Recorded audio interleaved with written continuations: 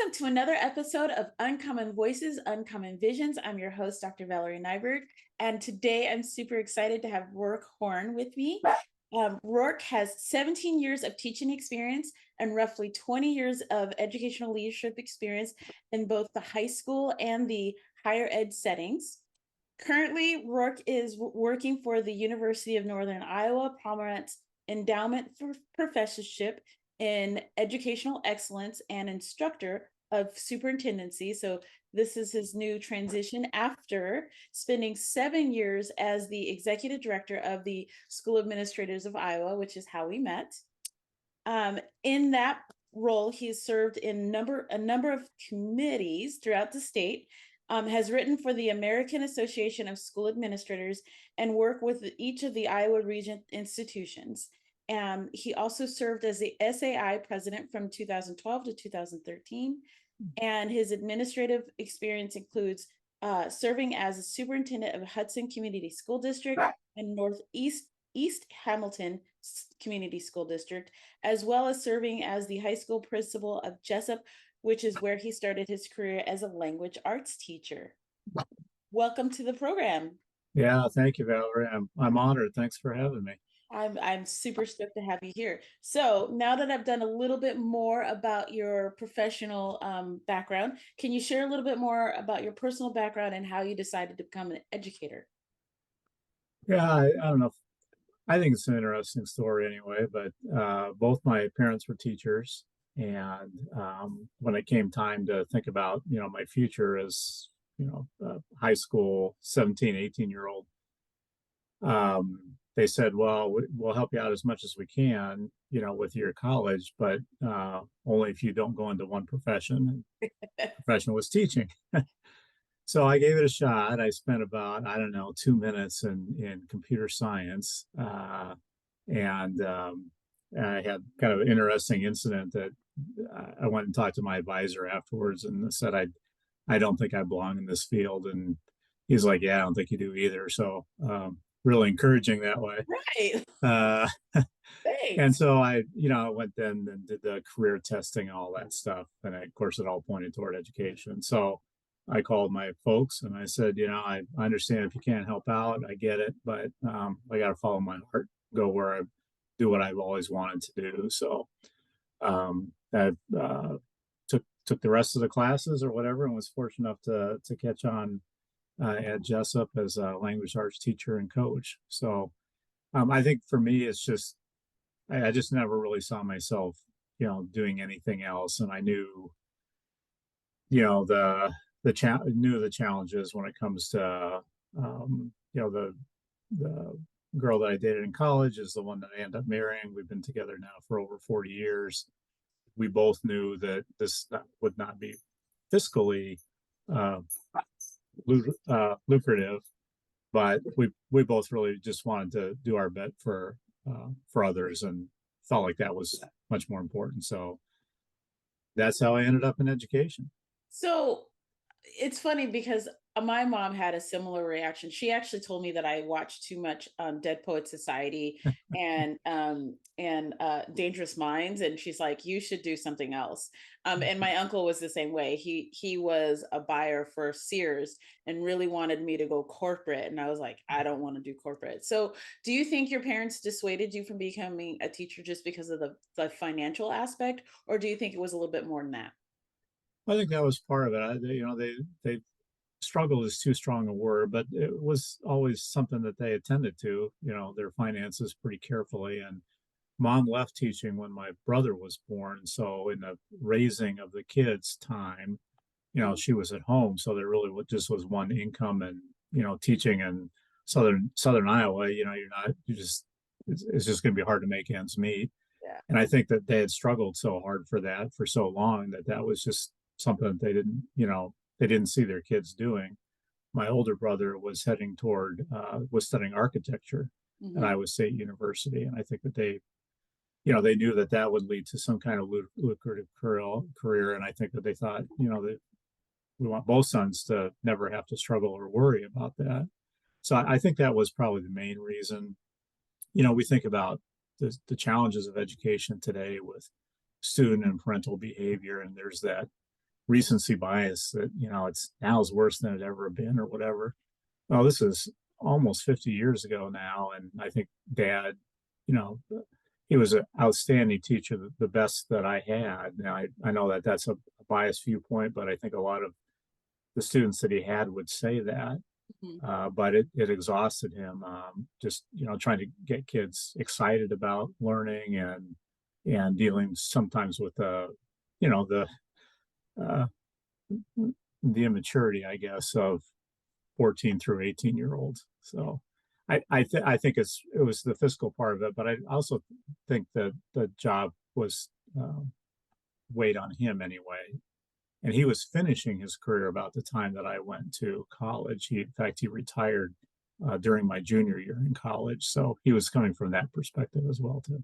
Yeah. So did you find it to be as exhausting as you think he found it? Or like I mean, I know when I no one prepares you for the amount of work it is to teach young people. Mm. And I don't think even when you go through your education courses, there is an understanding of just what the task is. So like I completely get the exhaustion of it. Um, but when you see that light, when that when you get that connection, and Mhm. that's like the best high ever. Yeah. What was your teaching experience like? Well, the rewards were there. Certainly, it's like any beginning teacher, I struggled with classroom behavior and classroom management. But then I got to call dad, and he had done that very well over a 30-year teaching career. And so he gave me different things to try, and some of those things worked, really well. And as you and I talked about in the past, it's a simple thing. It really comes down to student engagement. I mean, if they're interested in the material, then they're going to behave and get excited about class, and then that's going to get you excited, and then you get on this, flywheel of interest, which is that light bulb that you talked about is, that's pretty spectacular. So, I would say certainly the first year, for the management aspect of it, and then I don't feel like I really understood teaching for quite a while in the sense that, so the curriculum I started with, and I just kept trying to refine that over the first 5 or 6 years and got better at my units. Like, I was an English teacher, so To Kill a Mockingbird or Shakespeare play or something. I just kept refining different Hey, ways to Romeo do and that. Juliet. Yeah, mythology, those things. And then I had kind of a epiphany, probably I'm going to say maybe 7 or 8 years into my teaching. I We didn't call them this at the time, but nobody else wanted to be like a lead teacher, to help set examples for others. And I guess I had this vision of myself that I was getting pretty good at this, and so I volunteered to do that in my district. And it came with a lot of extra work, but I really wanted to get better at teaching was kind of my motivation. And we connected with our regional service agencies here in Iowa, and um, the the people that I got to work with, I think really showed me uh, how to refocus my teaching in a way that would make it a true difference for students. So, for example, we engage in something called linking learning, teaching, and curriculum. And so the idea behind that was you build all your curriculum out of this targeted piece in the middle that where you have to ask yourself why. Why are you teaching this? Right. So you bounce mythology into the middle of that is can be kind of hard to justify, right? It's fun and some of the kids kind of like it, but Zeus ain't coming back, right? You know? So So how do you turn around and make this practical before you even think about the how or how you're going to assess it or anything like that? And so I think that's when I felt like I really became a quote unquote teacher as opposed to an instructor in Mm. the sense that I had to go back and examine my own learning. Well, how do I learn best? I learn best by preparing to teach. So that's what I'm going to see if that's how my students learn best. So I'm going to ask them to teach this stuff to each other. And and it was amazing. I mean, they did such a spectacular job of it. You know, you think about all the things that we want to accomplish with students, but you know, working in teams together and being productive and contributing and you know, finding value in each other's work and learning how to help and inspire and motivate other people. Those are all things that, you know, skills you want kids to come out of. Right. Well, all of a sudden they're doing that in this unit. And at the end of it, as far as the assessment piece, you know, I said, okay, well, everybody's done. They've done all their presentations. Test tomorrow. What test? What do you mean? You know, we've been evaluating each other and quizzing each other. And what do you mean test or whatever? I said, just don't panic. You know, just so they came in the next day and had to put all their stuff away. And I just handed out a sheet of blank paper and I said, tell me what you learned and how you learned it. What is your learning style? Right. Well, some of them, well, I learned the stuff that I taught, but I didn't learn so much about what the other people taught. Well, that's learning, you know. So now if you have to learn something, you know what kind of lens to use it from. So it was just stuff like that that I think that kicked me into maybe another 10 years of teaching that I might not have done because you never get really good at that because you're handing so much off to, you know, 14 through 18-year-old children, and sometimes it works and sometimes it fails in you know, abundant and spectacular ways.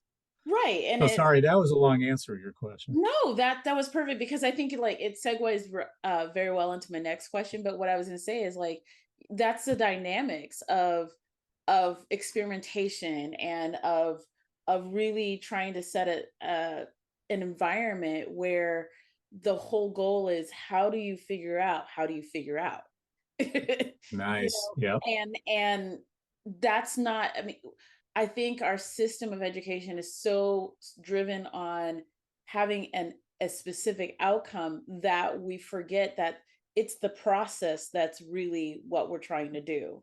Mhm. So I will lead into the next question of what do you think is the purpose of education?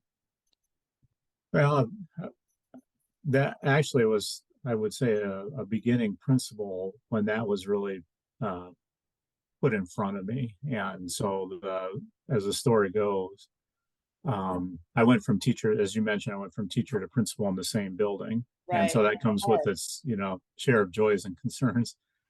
But I felt like I really had good relationships as a teacher with students, and then all of a sudden, you know, I'm the, you know, the bad person. I now have to instill discipline across the whole culture. Right.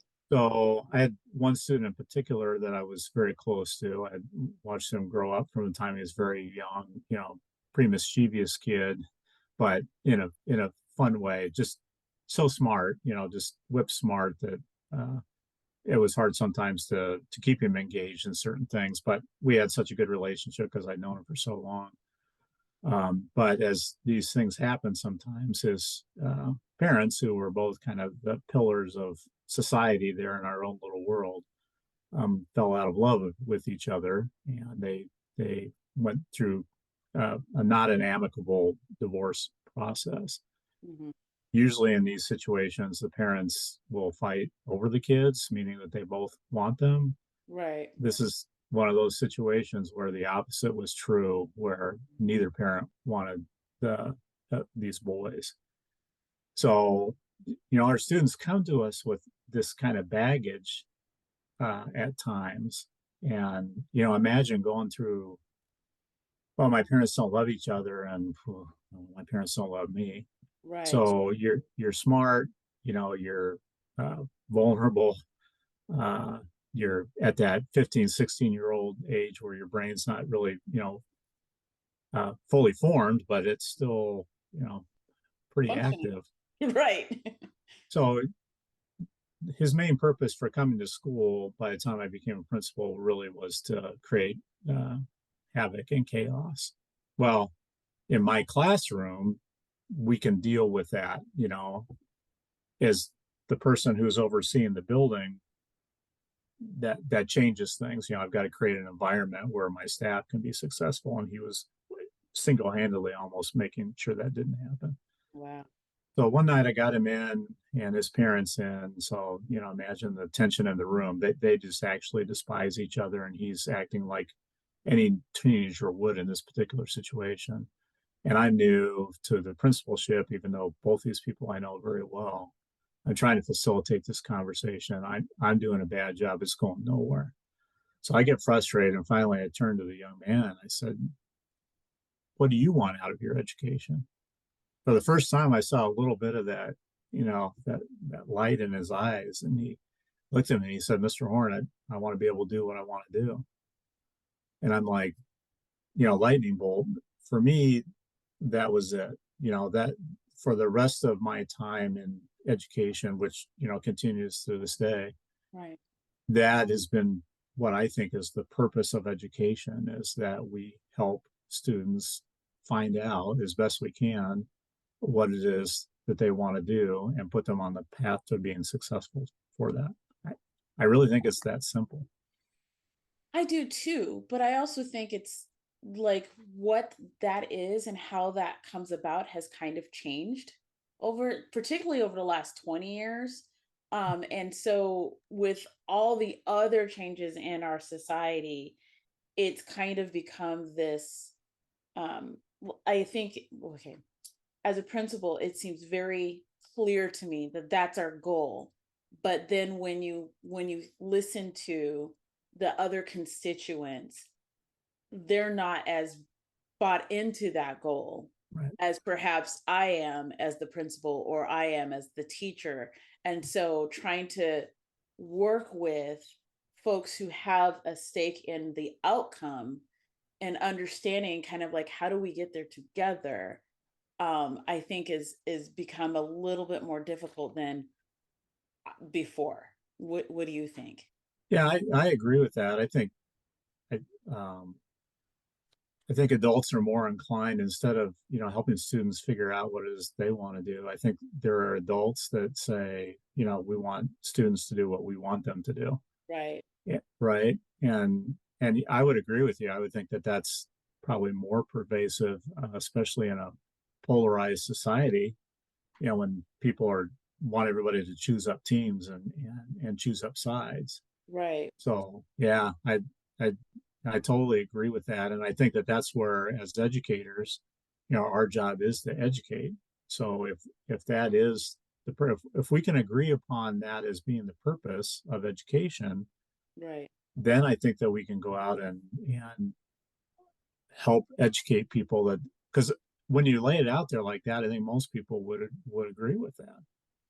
We're right. And I think most people would think about their own experiences and Hmm. go, even as adults, we don't want to be told what to do. I mean, the Right. whole issue about COVID and masking was about being told what to do. Right. Yet, for some, that 14 to 18, I mean, and that's my experience. They really want to dictate. It looks like this, you do that. And it's Hmm. like, no, that's not how this works. Hmm. Yeah. Are we about funneling people and their learning, through this system to achieve a diploma, when they walk across the stage? Or are we about opening up a vista of opportunities for our children to be able, to do whatever they choose to do? The jobs that my children are doing right now weren't invented and they're all in their 30s, but those jobs, weren't invented when they were in high school. Right. So if we channel them into, certain things in certain ways, then we really aren't preparing them not only to do whatever they want to do, but for the future as it will most certainly exist. And when we try to channel them in, I mean, so I've read extensively about social situations like the Watts riots and some of the civil unrest of the 60s and 70s. And it was very apparent to me that what was at the base of a lot of that unrest was this notion that people were being prepared for something that didn't exist, or that Right. like they couldn't use the skills that the quote unquote skills they were taught, because they were taught in this very limited channel. Like Watts rides specifically, it was mostly vocational. The young men who participated in that riot were mostly vocationally taught. So they were taught to use their hands. But then when they got to the job market, there weren't jobs for them to use their hands. So Mm, they ended up being unemployed because they had skills that nobody wanted. yeah. And it's just like, no, you can't choose for someone what they're going to do. We've just got to prepare them to make those choices on their own based on what they're called to do, or whatever it is that interests them most, so that we have a well balanced society and a well balanced economy. Yeah. See, if we just what you said there, if we just tap into that and get the system, the educational system, to understand and believe that, and use the power of the system to educate other people, Right. I would think the system would have more support. Right now as it exists, we are expected to be all things to everybody, Yeah. basically. And so in that situation, you're never going to be successful because you can't, it's impossible to make, everybody happy. So certain segments of the population think we should be doing this, and certain segments of the population should be doing this. So we just keep saying, okay, I guess that's us, bring it on. We'll do the best we can. And then, we dilute what you just got done talking about and what really should be the focus of what we do. Yeah, I mean, it's very interesting. So we were talking earlier about this, about the current concern about the impact of COVID, and this notion of loss of learning. Given your extensive background and experience, what opportunities do you think the current challenges open up to our schools? Well, I think if we are indeed moving out of this time, which Yeah. fingers crossed we are, I think I think we should look back at it in a reflective way and say, you know, um, add into that question. So loss of learning what? Right. So if our test scores have gone down, which apparently that's the case, I think most people would say, well, that only makes sense because we it shows the impact that schools actually have in kind of an interesting way because if they've been in school, the theory is then that they would have been fine, but because they weren't, there's this loss of learning aspect of it. Right. What Right. you and I talked about, I think, is really where people need to start thinking about, and that's, well, what learning did take place during this time, Right. and there may be some really important and valuable skills that were learned. And like you and I talked about, I think we as educators really need to take a look at this time and make sure we're not, dragging everybody back to February of 2020 and the way we were teaching then. We learned so many different things about individualization and hybrid learning and online learning and even in classroom learning. And if we can't take those and go back to what we are talking about before, you know, the purpose of education, if we can't put those two things together, then I think we've really lost something. So, yeah, test scores are down, duh. You know, what that says to me as an educator is schools are really important, but it also says to me that test scores really aren't very important. And what we need to be doing is thinking about, wow, those kids, think about how they're going to face adversity Right. going forward, right? As opposed to, maybe my kids or your kids, they're going to have a whole different perspective and experience with adversity, this certainly than mine did. And I think be much more prepared for it. Well, and I think even understanding our economy definitely reflects this, is a reevaluation of what is, work life balance. And I Mm. think our students, in COVID, had a very, very interesting experience with, I don't necessarily have to jump through all these hoops to get to the same desired outcome, Right. but and I can take a little bit more. I can own my path a little bit more than I would have been able to had I been sitting in a classroom. And I think that's the interesting part to me that I don't hear a lot of people talking about, which is unfortunate.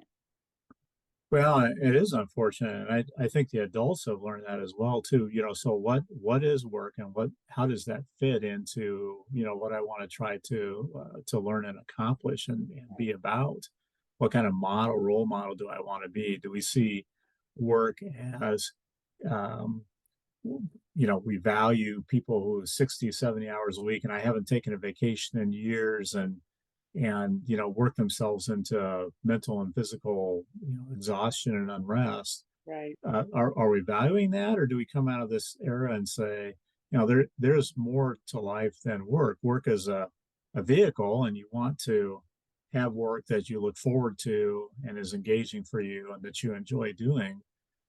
But the reason why you do this really is to, you know, have the wherewithal or whatever the finances, if you will, to have a life outside of work as well too. So I hope that we're getting there. I'm just going to be really disappointed, and I don't think that we will, to be honest. But I'll be really disappointed if we just go back to this idea that um, working 60, 70 hours a week and going until you just can't go anymore is the way we should be looking at and viewing work. And I don't think we can, because like when I look at my kids, and my kids are all in their 20s, Mm-hmm. particularly my middle son, who is, the highest achieving of my boys, and I look at how he approaches work, and it's so very different from how I approach work. Like I get up before he does, and I'm like running around trying to get stuff done, and he's just like, yeah, I'll just join this meeting from my computer sitting in bed. And I'm like, what are you doing? Yeah. And like, so when I imagine when he has kids, as he's approaching what he thinks they ought to be doing, his approach will be very, very different from my approach to even you know raising him. And the system will have to deal with those differences. I think when I've talked to, or like, as you know, I've been teaching pre-service teachers. When I read their materials, when I hear what their thoughts are, they're so much more progressive in terms of, I need to better understand where my students are. I need to better understand where, how ready they are to hear what I have to teach. I need to be able to tap into who they are, and I need to know who I am so I know what that means for who they are. Mm-hmm. um, is so much more prevalent than what I was even taught 25 years ago.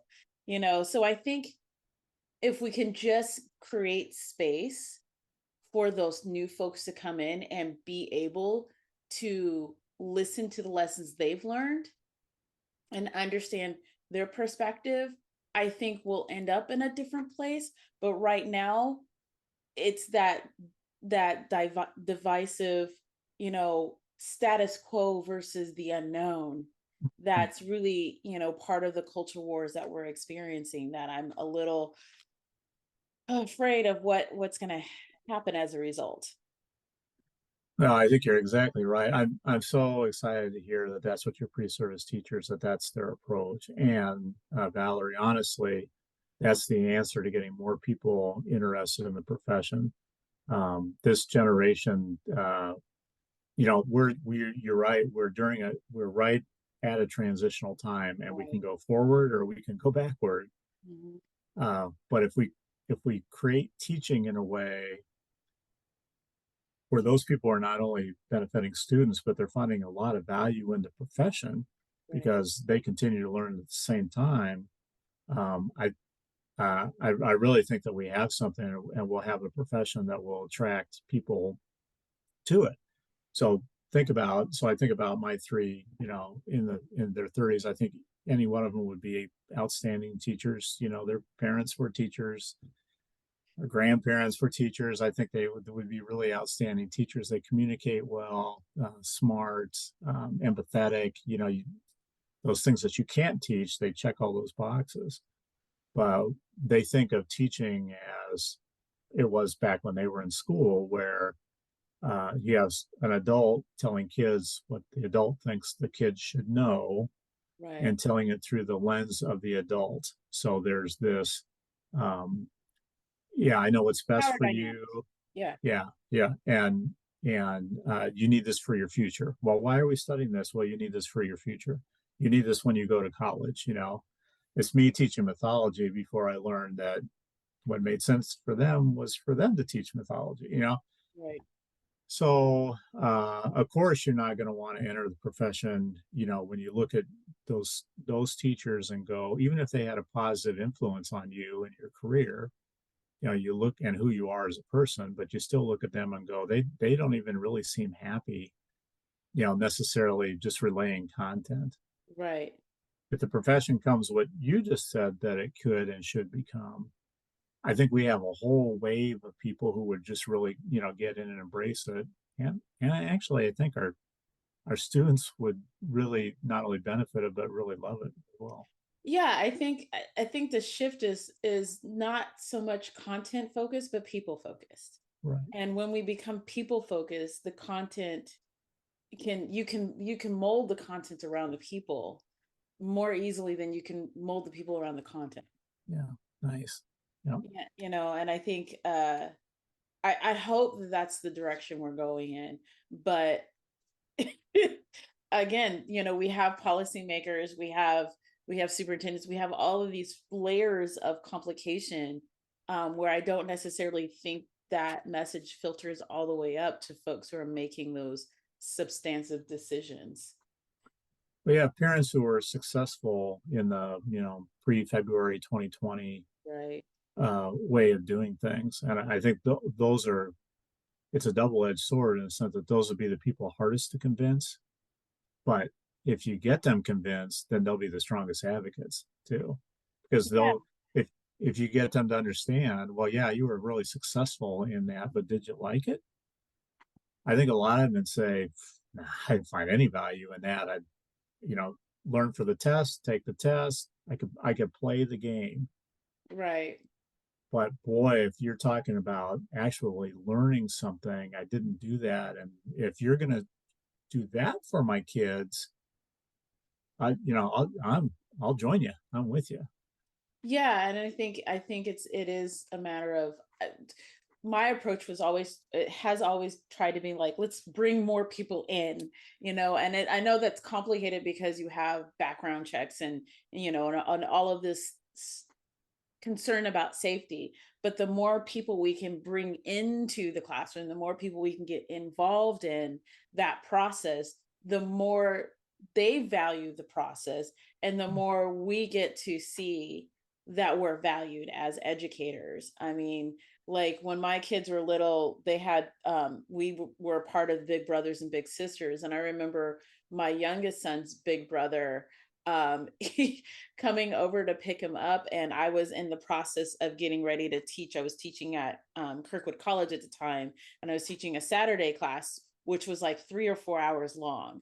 So, and it's an English class. So I wanted to make sure that we had time to discuss, we had time to read, we had time to write, and we had time to reflect on the assignment of, whatever it was. And I had all of this stuff like fanned out on the floor, and he was just like, what are you doing? And I'm like, I'm getting ready to teach. And he's just like, I had no idea it took all of that. And I was like, well, yeah, because like I have some materials that I've taught when I was, going through my master's degree program that I would like to use. And then here's my textbook that we're using. And I want to make sure that my students are able to see themselves reflected in the choices that we make. So I have to really know what's in that textbook. And then I have all these other things that I would like to fold in to illustrate some of the concepts of what it means to write this or that.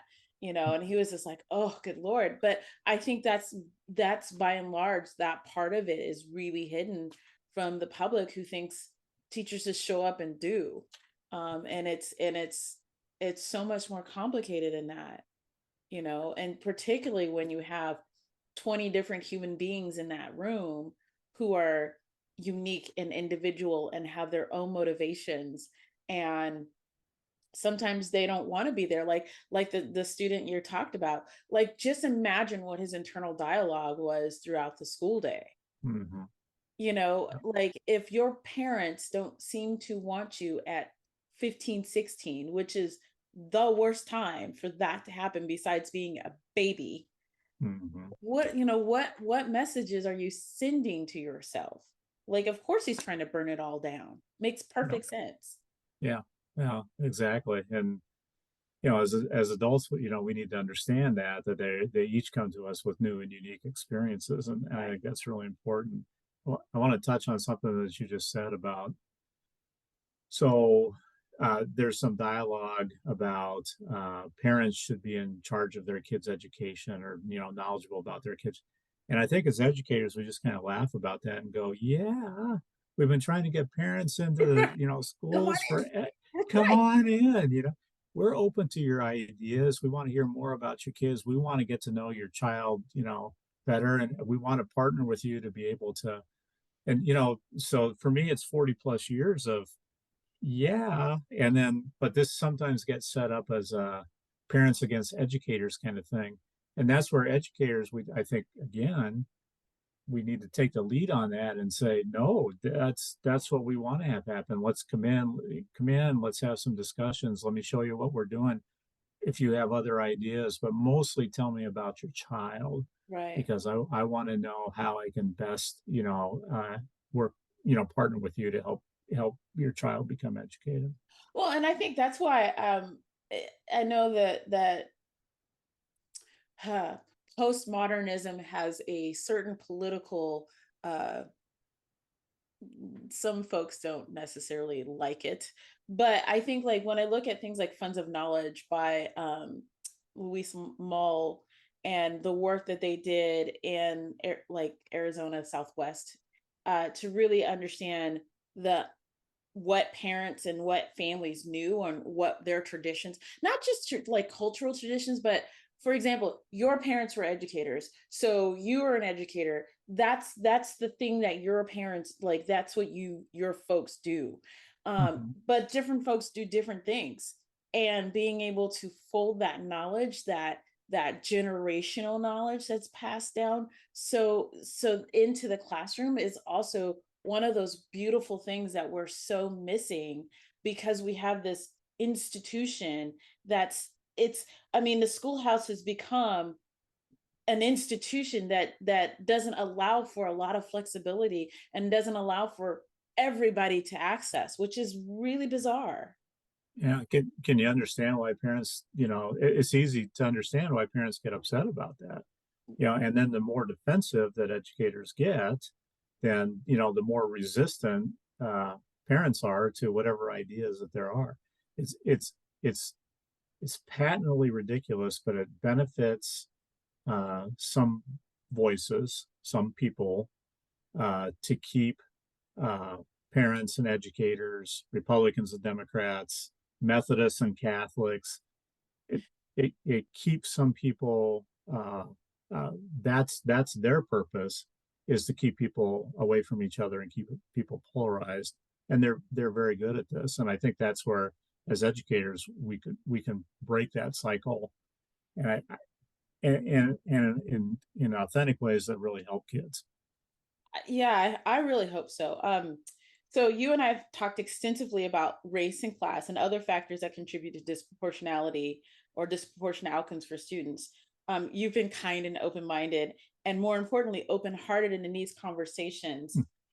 With your background, how did you, what helped you to be that way? I mean, my first principal as administrator was very similarly um open-minded and open-hearted, and we had extensive conversations. We didn't always agree, but I always wondered, like, when you come from a small area in Iowa, and then you're part of these systems that clearly you benefit from, and clearly you're the center of that system, you are the ideal. How do you then understand that that is also harming others who are not allowed to be the center and they're not seen as the ideal? Yeah, that's such a great question. So I speak from my personal experience or whatever. I thought I had a kind of this mistaken idea that because I didn't think in a what I perceived as a bias or prejudice manner, that I was uh, uh, somehow contributing to um, keeping this from happening. So Teach to Kill a Mockingbird and really, spend a lot of time on the, Tom Robinson and the unfairness of the trial and because of the color of his skin and the whole bit. So I come from that lens, and then sadly for me, but I try to use it as a lesson, I get toward, the twilight of my career, such as it is, and come to realize that's only a step along the process, and if anything, continue to be part of the problem if you're, not willing to jump ahead and be part of the solution. So for me, it was getting friends like you and other people together, uh, who would be open and honest with me and help me understand uh, this whole blind area that I had that I didn't know. I thought because I didn't feel this way, then it really, wasn't much of a problem. And then come to find out that that's very early on in the process of learning. So to have some really hard conversations and to ask some questions and to uh, listen and learn and I think that's been so powerful to me. And there's a feeling. So I think if anything, if I'm ever described by a word, I like it to be, he's fair. And so when you realize the unfairness, the patent unfairness of how many advantages that I had as a white male, then it's like, oh boy. And tie that into I'm in a position of leadership, statewide leadership also, then it becomes okay, what can we do together to move forward at the same time that I'm moving forward on my own personal journey. So those conversations, a lot of reading, a lot of study, frankly, a lot of heartache and um, Can you share a little bit regret. about that? What's that? Can you share a little bit more about that heartache and regret? Yeah, heartache and regret for the years wasted. Mm, I think about things that I could have done because I've been in leadership positions now for over 25 years. right. And, to get to, the last 5 years of that and, come to this understanding and realization about how little I know and understand and realize about this. So you can wallow in that. You can spend some time going, "Oh, woe is me," or whatever. You can do something about it. And so we try to create systems and structures so that we have, you know, good conversations, and you try to use moments to continue to move the conversations forward, knowing full well that you're going to run into resistance along the way. So how that I think that for me is a golden ticket. How do you deal with resistance? I find it it's resistance for me is always complicated because it's personal even when it's not supposed to be personal. And it reflects me on some level even when it doesn't. So there's always a delicate manner of dealing with resistance that I feel like I have to consider, because if I push too hard, then that person's turned off. If I don't push enough, then they don't change or learn. But if I don't like, but if I do the things that I feel like, if I say what I think all the time, then that doesn't necessarily, like, it's much more complicated. And I don't necessarily think I've ever mastered how to deal with resistance in a way that disarms it and moves us forward.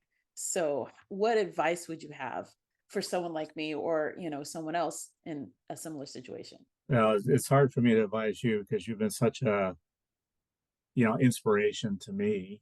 both personally and then what I've been able to do professionally. So keep doing what you're doing. I think you're knocking it out. It is tough because there's always this, how hard can I push? And I think even in the early conversations that you and the team would have with me, I could imagine parking lot conversations that go, do we push them hard enough? Or do we, do, were we too soft on him? And how do we, uh, what's the next step? Because I think this person is in a position where he could really help these conversations. I, I always, I've talked about this before too, but I try to see the value in resistance. We went so long during my time in leadership without resistance that now in reflection makes me think that we were in no way, shape, or form pushing hard enough. There was a reason there wasn't any resistance, and there's a reason why we're still where we are right now. And that's because we weren't trying to educate and push hard enough. So anytime I see or hear resistance, I just try to mentally go, aha, we've struck a nerve. That's an opportunity.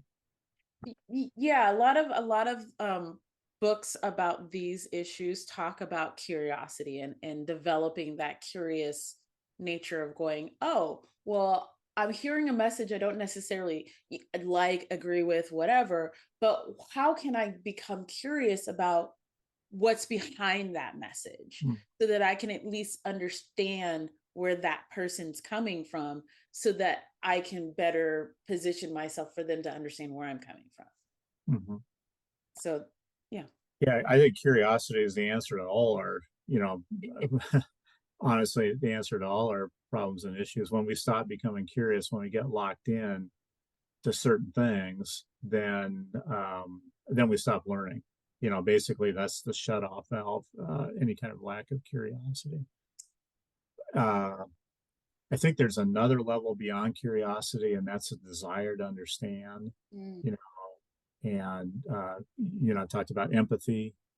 In the past, wanting to really immerse yourself in something that's outside of yourself in a way that not only benefits you but eventually will benefit others. right. So again, when I think about resistance, I think, and I kind of sit back here and with a little bit of a smile to go, well, we're you know, uh, we're finding out who's curious and who isn't. We're we're getting knowledge if we want to go ahead and embrace that, because not everybody's resistant, and sometimes people are so, I don't know, inappropriate in their resistance that causes some of these other people who might be resistant to go, No, I don't want to be "Eh, that. yeah, well, I'm not that far gone, am I?" Right, right. And yeah, so again, we have to go through this. We should have gone through this, 100 years ago or more, but we have to go through this time, and we have to take advantage of the opportunities we have during this time. Yeah, I mean,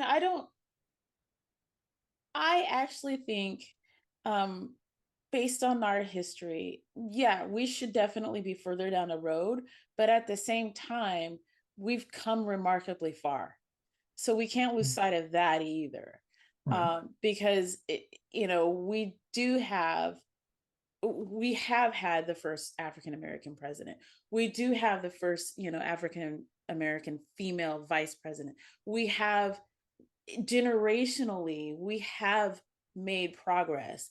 We just continue to have to press on that accelerator to make sure we continue to have progress and to not get lost in the tribalism and in the distracting conversations that keep us not focusing on that progress over time. Yeah, bottle that up, because that's exactly right. And the energy that they want us to expand in resistance is energy that we could be using to educate those who are uh, educatable. I don't want to, but those who are open like me, that just are clueless. You don't know what you don't know, and until somebody points it out to you. And then when you have, not only curiosity, but this feeling of waste and regret about the opportunities that were passed up.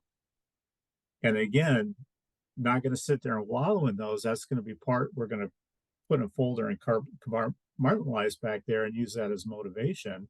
But I'm not going to waste another minute, in that. Everything else needs to move forward. So, Right. We have to be able to give ourselves grace because you don't yeah, know what you don't know when you can't do what you don't know. yeah, yeah, And I think, I mean, just as you have Brene Brown, talking about that as a person, in yourself and in dealing with your own experiences as a culture, we also have to implement that kind of grace for, that's, I mean, this is the American experiment. We are the country where we have the most differences in our population, and we've said, okay, come on, we're gonna figure out a way to make this work, and we're gonna try to give everyone the same opportunity to have voice and have agency and have freedom. It has never been done to this scale in human history. So obviously there's going to be some mistakes along the way, and we're going to have some sticking points.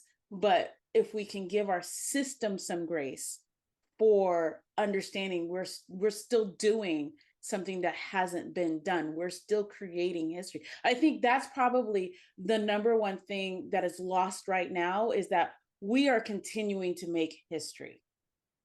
yeah. And if we lose sight of our continuance to make history, then we'll stop being able to do that. Yeah, absolutely. Thank you. That's such an amazing perspective. Um, I think about never wanting to move backwards and wanting to, to continue to move forwards in any way, shape, or form. But sometimes you just got to hit the pause and reflect and think Exactly. about, yeah, where you've come from.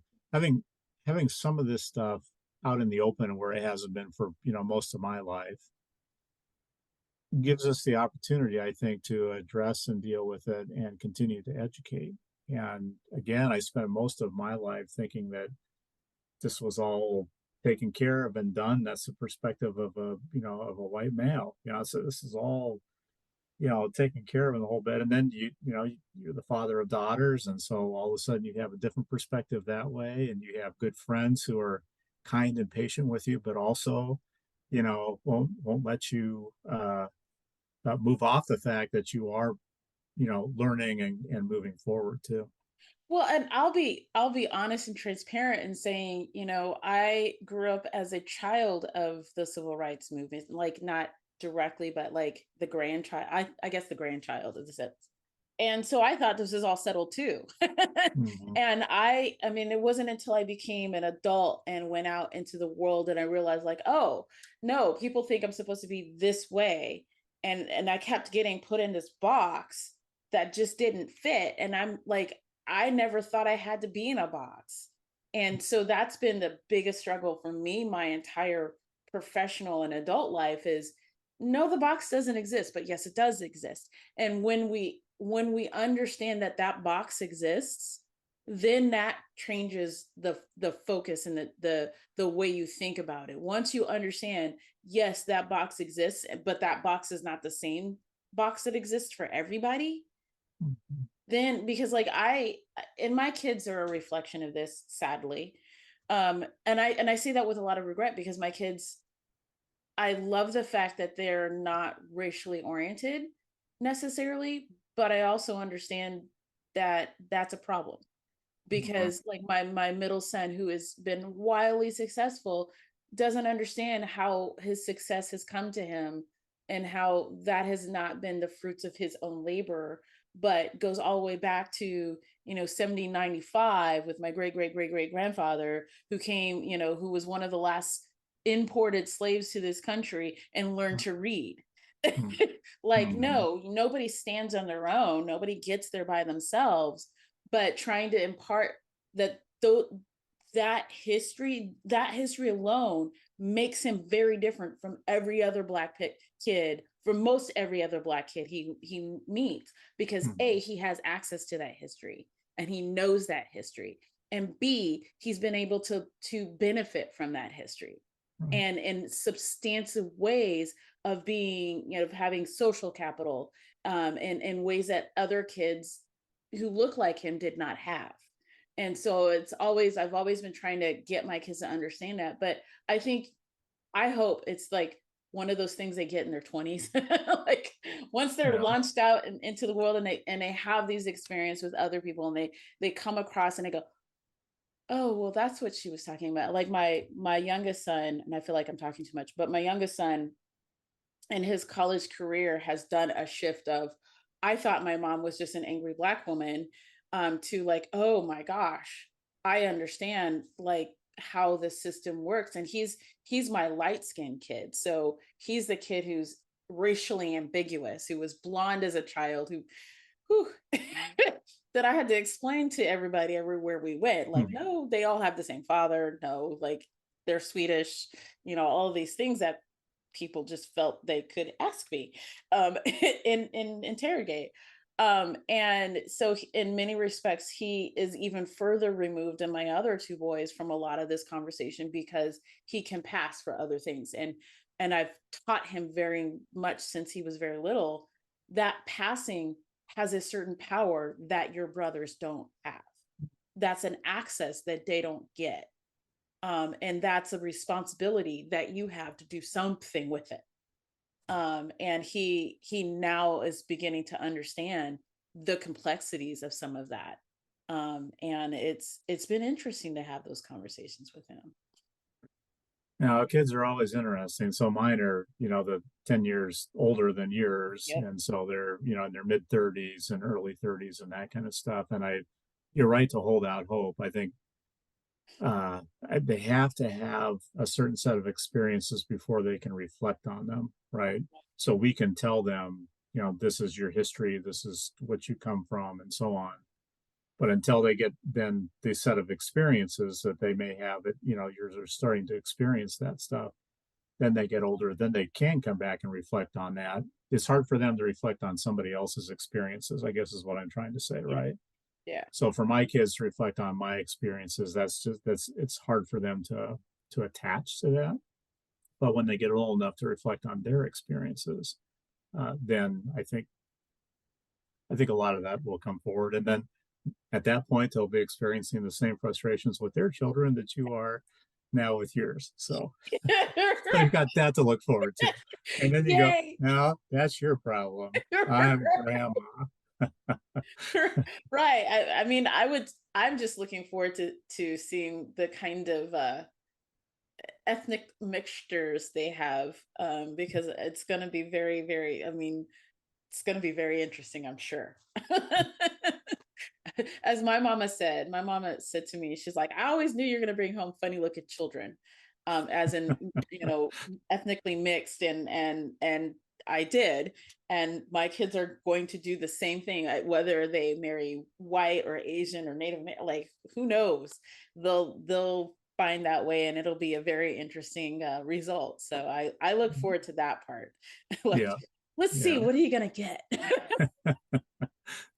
Funny. So, what's been, you had mentioned earlier about learning and reading books and reflecting. What's been one of the most influential books you've read over your extensive career that's been like you would recommend everybody reads? Yeah. So it's probably antiquated at this point, but I think back to, those early experiences that shape you. So Nation at Risk came out during the first year that I taught. And the premise of that book was the education system is so bad that it's a threat to the nation. And here I just became an educator. So it's like, really? I mean, I just studied all these years to do this, and now I'm part of the problem as opposed to, what I saw as a profession that would, contribute to the great American society and, Right. for years and years and years. And that, I, I would say that it's in a weird way kind of motivated me and weighed me down through the first probably decade of my teaching. Mhm. And then in the early 90s, a book came out called The Manufacturer Crisis. So that's the answer to your question. Because basically what that book did is it went back through with a, perspective of another 10 years and just shot down everything in a nation at risk, one thing after another. So for me, as far as an influence goes, that I feel like that cleared the way for me and my perspective for the next, um, yeah, while continuing on to this day, I think. So those are some old books, I think, but they had a tremendous amount of influence on me. Really, anything with humor in it, I enjoy. Anytime anybody can be self-effacing, in what they chose to do. So I got asked this question once on a podcast, and my first response was a book called Ball Four, which you talk about your formative years. That came out, I think, in 1969 when I was 9 years old. And Mhm. somehow I got hold of a copy of it because it's an adult book and I probably shouldn't. And it's just one laugh riot after another. And it helped me understand, I think, how humor can help and diffuse situations, done appropriately. Now, Kenny's book was really good. That was hard for me to get through again because I had to take it in small chunks, and my middle daughter's reading it right now, and she's saying the same thing. Kenny's book? Dad, I really like it, but I can only absorb it in small chunks, and yeah, because it's a whole different experience that just it tears at you, and and if you really want to learn, maybe that's the best way to do it. So I had the opportunity to do a study with one of our principals and his staff Mhm. in one of our urban schools, and so we went through that in a series of 8 weeks, 2 months or whatever, and Which that book? yeah. I was actually up at Waterloo East, so did it on Zoom during the pandemic. Um, Very helpful book to me. Um, Which book? so yeah, I mean I could go on and on. There, uh, You haven't mentioned the title of the book. oh, Kendi's How to Be an Anti-Racist. That Okay, one. thank you. Yep, yep, yeah, That's what yeah. I thought you said, but I wasn't sure. Well, and one of our friends, Anthony Jones, suggested that I read. Bettina Love has a book out, and I can't remember the title of it. And I honestly, that ripped at me so much. You talk about reading it in chunks, Hmm. so a white man reading about, This is a book I'm doing oh, right the four pivots. What's that one about? It's kind of well, it's about how we can be better as human beings with each other. So Okay. instead of being culturally responsive or trauma informed, it's more of a healing centered engagement approach. Okay. And it's a 2022 book. Four pivots. Yep, by Sean Ginwright. Okay. He is actually here in the Bay Area. Oh, okay. Yeah. Actually, like my I think one of my most influential books was Savage Inequalities by Kozel. Um, because I knew, I mean, having gone to school in Detroit, after spending most of my, childhood in California and seeing the differences in just the way the schools were set up. I mean, in Detroit, it was let's see, I was in fifth grade. I was in elementary school that had a blacktop to play with. Whereas in California, we had a blacktop, but there was also rolling hills, and we had this expansive property to run about during recess. You could be in the whole back field if you really wanted to. To have had gone to elementary schools like that, and then to go to Detroit, where the only option you have is a blacktop, and there's no grass, there's no equipment, there's so many things that you just don't have. Savage Inequalities was like, yes, finally someone's talking about this, because I had experienced it where most people don't, because Hmm. most people stay in an area, and so they have that experience. But I was dumbfounded in Detroit with the conditions of school and the the lack of so many things that in California just wasn't even an issue. Yeah, I think that's been one of many things that have drawn us together is so that I grew up in the Bay Area too, and then moved to Southern Iowa. And, you talk about culturally diverse, uh, uh, ways of growing up or whatever. So I was, 9 years old when we moved to Southern Iowa. So my first years were at, Oakland and San Leandro. And Right. then I'm down in a, very small town in Southern Iowa. So yeah, you learn to adapt, when you're moving around like that. So there's certainly some positive things to that. But I can remember even so in fourth grade, you're what, 10, 11 years old. I just remember looking around and going, oh boy.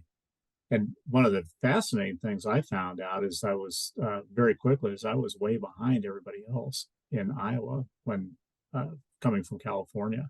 I had to do those old SRA, reading cards or whatever my generation had to do. I had to book through those to just catch up a little bit Wow. because they were so far ahead here in, reading, math, and science. So, but as far as culture goes, you know, not the case, obviously. Yeah, and that's it. Like I was in Detroit, I was ahead. Hmm. So even and I was so I went to in the year that I was there, I went to two public schools and one private school. And I remember when I was transferring from the first public school to the private school, and my cousin was like, "It's gonna be hard." And it wasn't because most of the stuff I already knew. So Hmm. and she was not super happy about that. But it was just it interesting. But again, just the fact that not all kids have the same access to the same Right. experiences, K-12 experiences, and that those experiences can differ 2 miles apart. Yeah. That's the world that Savage Inequality is really open to me. Like it is that close. Those differences are that close. And I think part of understanding that also got me into really learning how housing happened and what what choices and what barriers were put in the housing market for why people lived in the neighborhoods they lived in and then had the schools they had as part of that system long before they were even talking about systemic racism, Hmm. Wow. which is yeah, I appreciate that we have a language for it now. I appreciate that we have an understanding of things better in the last 10 to 15 years than we ever have had. I just um I'm concerned that so many people are disconcerted about understanding how the world works for all of us. Hmm. It's hard. Yeah. Yeah. Disconcerted, I think, is the right word. And just, well, we talked about curiosity. There's a lack of curiosity there. You think everybody's experiences, mirror your own personal experiences. And, if I can do it, anybody can do it, not understanding that, they're carrying around a, backpack full of rocks that you never had to carry around. Right, right. So, as we wrap up, what advice can you offer to those who continue to try to remake the educational system so that it serves all students in the ways that they need to be served? I'll go back to what we talked about earlier. I think let's get a unified purpose. Let's all agree as much as possible on what the purpose is for what we do. Then we can make evaluative judgments about whether we're doing a good job or not. Right now, that's not possible. So I think that that's one thing. And what we talked about is curiosity. I'll just stay with the theme. We've had a nice thread through this podcast, and I think let's stay curious about what's possible and not get pulled back into there were good things that were going on in education in February 2022. Mhm. I don't want to be misinterpreted that way. There were some good things. Can we get a unified purpose and then look at what we were doing well and say, let's continue to incorporate that. And at the same time, think about what did we do well different in the last couple of years, incorporate that in a way that benefits students. It really does come back to the students. Adults in the organization sometimes get a bad rap because, well, uh, you're fighting for just the adults in the organization or whatever. We have to treasure the adults, in order to help the kids, I think. But we also have to continue to provide them the resources and the education and the training and the greatest gift that we can give anybody, and that's time, to become the kind of educators that, hopefully they want to be. If we do that, I see this possibility where, we go back to attracting high quality people to the profession. I have such great hope for our kids. I think I think we're raising really high quality individuals, yeah, as far as kids go. And I think there'll be a lot of kids who want to contribute and give back, like, our generations did, to the future. And one of those ways can be through education. But we have to make the profession attractive, not just, you can make a living, but also you can really enjoy what you're doing and feel like you're making a difference at the same time you're making a living. I would love to have a conversation about how, like, what you imagine that would look like. That would be a whole nother podcast Yeah. because I have my own ideas as well. So, Well, I'm curious about those, of course. of course, but I think this has been a really good conversation, and I thank you for taking the time to have the conversation with me. Thank you, Valerie. I'm honored and flattered and deeply appreciate it and you. Well, thank you. This has been another episode of Uncommon Voices, Uncommon Visions, and I'm your host, Dr. Valerie Nyberg. Thank you for listening. Feel free to like, add, or comment on this episode, and we'll see you next time.